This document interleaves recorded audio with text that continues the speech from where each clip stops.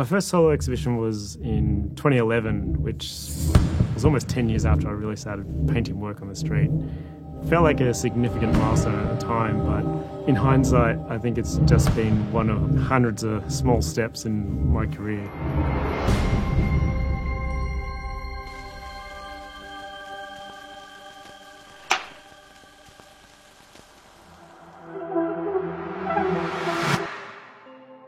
At the end of my exhibition at Burnham Beeches, I had the then planning minister come through and he said to me, "This is great, what are you thinking of doing next?" And I actually just asked him, "What's happening upstairs at Flinders Street?"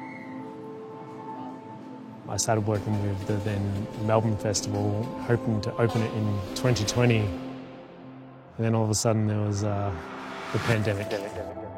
It was an extreme challenge because we didn't really have much access to the site. So during lockdowns, I actually taught myself how to do 3D modelling. Go straight to the train station. This is actually where we loaded everything into. Everything through that green door and into this lift. What we created for time was a space as if it had been walked away from almost 70 years earlier. It involved, I think, almost 120 creatives. To have it there for 6 months and have it completely sold out, I was so grateful to everyone who came, but in the end we only had 2 weeks to pack up and get out.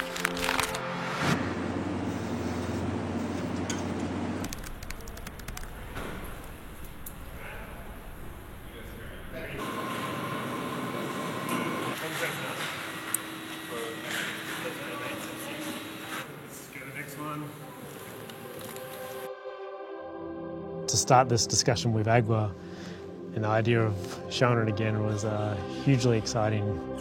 It took a long time to work out exactly where the exhibition might fit.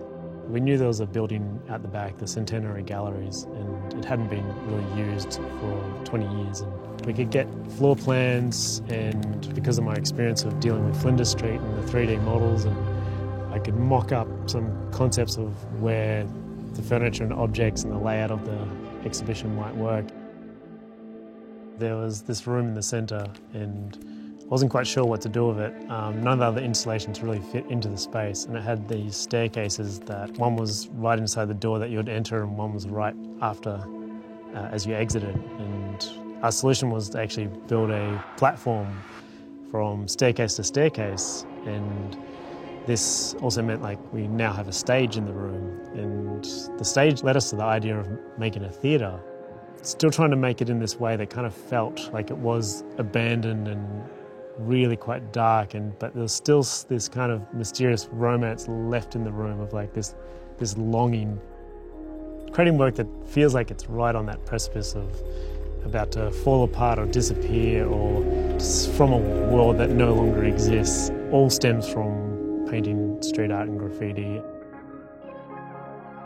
Trying to create my works with a similar kind of sentiment where it may not last forever and you have to appreciate it now while it's here, because it might be gone tomorrow.